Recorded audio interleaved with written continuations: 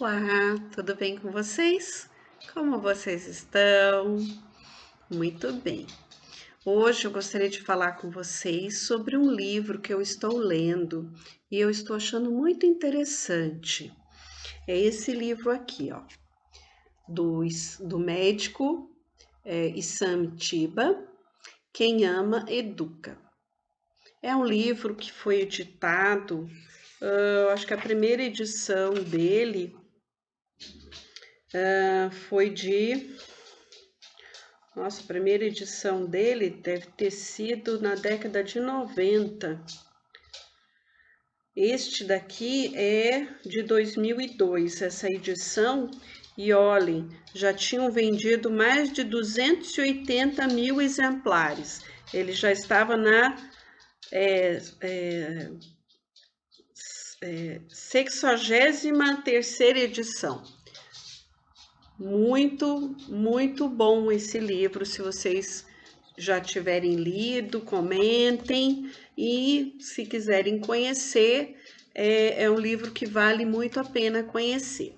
Para nós, mesmo que já tenhamos tido filhos pequenos, ou que tenhamos sobrinhos ou netos, ou filhos maiores, enfim, é sempre muito interessante lermos e sabermos um pouco mais sobre a arte de educar.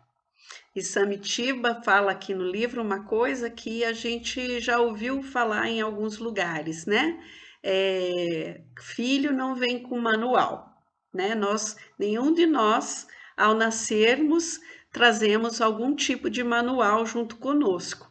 A gente nasce sem nada, né? Pequenos, vulneráveis, frágeis, e vamos aprendendo a sermos seres humanos com os outros seres humanos. É assim que é o nosso aprendizado. Basicamente, o ser humano é um ser de imitação. Então, se queremos ter um bom comportamento dos nossos filhos, nós precisamos ter um bom comportamento com eles também. É recíproco, né? Muito bem. E aí, então, eu escolhi aqui do livro um trechinho onde ele vai falar sobre o amor formando a autoestima.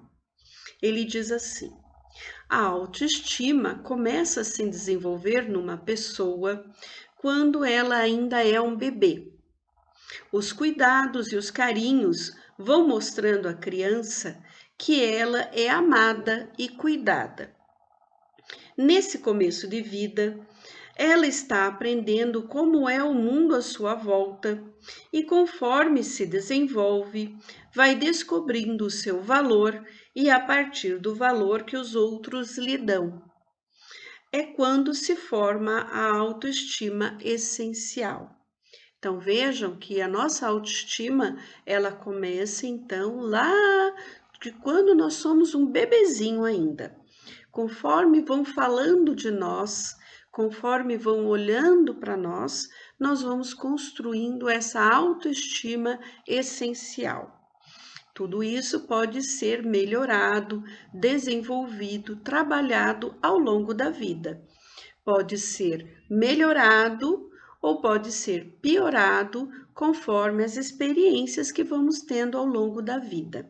A nossa intenção aqui é trazer um estímulo e uma motivação para que nós, adultos, melhoremos a nossa própria autoestima, consequentemente, melhoremos a autoestima daqueles que estiverem próximo de nós, principalmente filhos, sobrinhos, netos, crianças que estiverem próximo de nós, né? Ele continua: a autoestima continua a se desenvolver conforme a pessoa se sente segura e capaz de realizar seus desejos e futuramente suas tarefas. É a autoestima fundamental. Para os pais, o amor incondicional que sentem pelos filhos está claro, mas para os filhos, nem sempre esse amor está tão claro assim. Às vezes o filho não sente o amor desta maneira, né? Os pais precisam educar.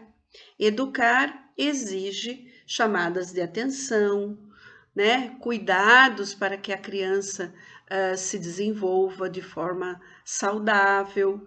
E para isso, muitas vezes, por exemplo, na questão da alimentação, nós vamos ter que proibi-lo de comer guloseimas, né? E, de alguma forma, mostrar para eles que eles precisam se alimentar de alimentos saudáveis, né?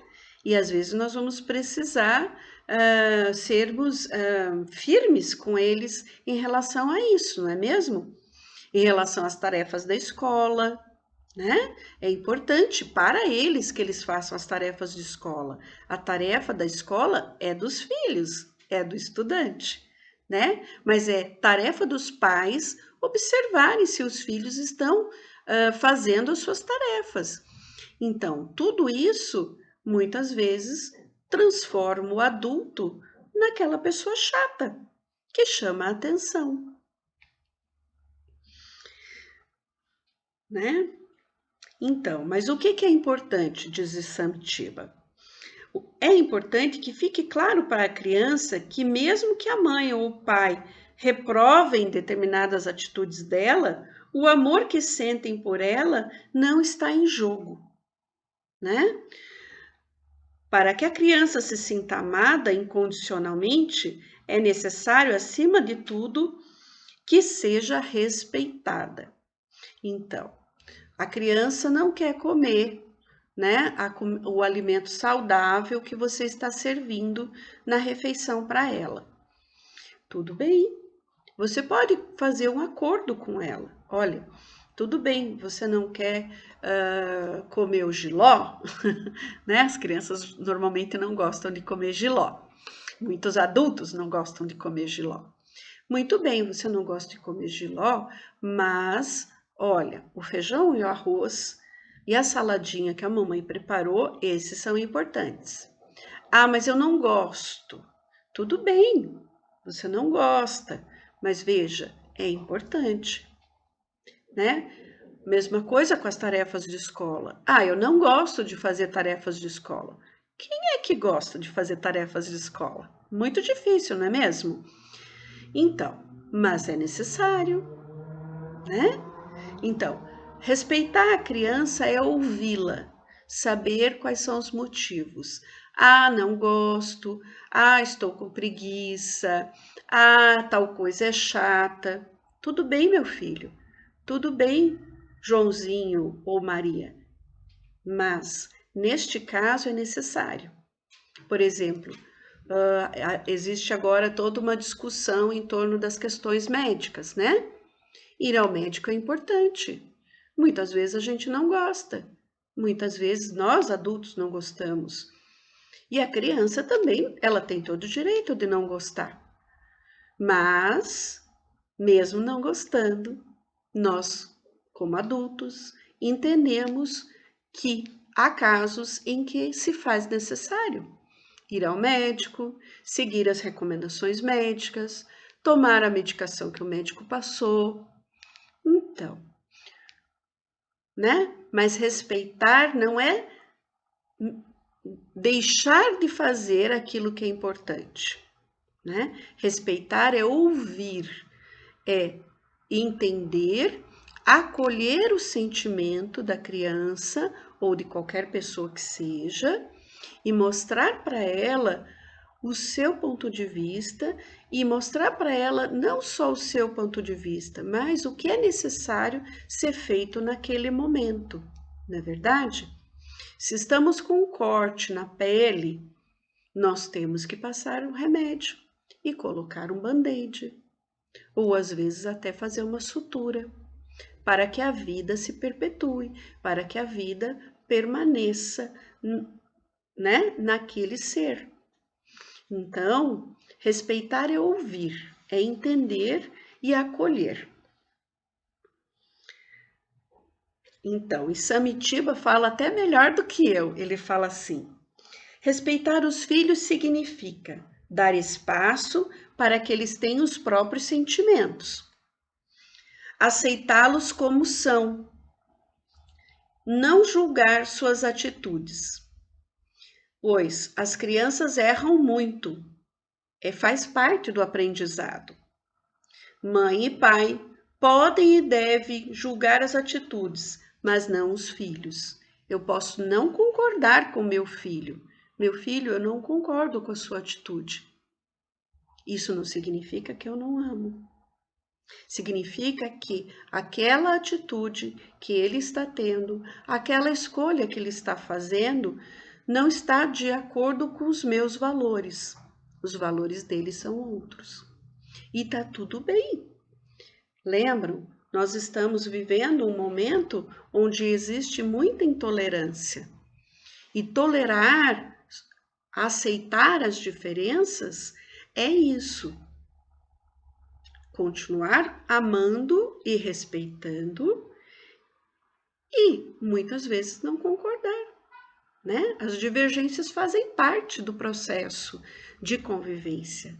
Então, fica aí a mensagem do Isamitiba para nós pensarmos sobre as nossas atitudes e como estamos estimulando a nossa autoestima, como estamos estimulando a autoestima daqueles que convivem conosco. Mandem seus comentários, é sempre muito enriquecedor as nossas trocas. Muito obrigada!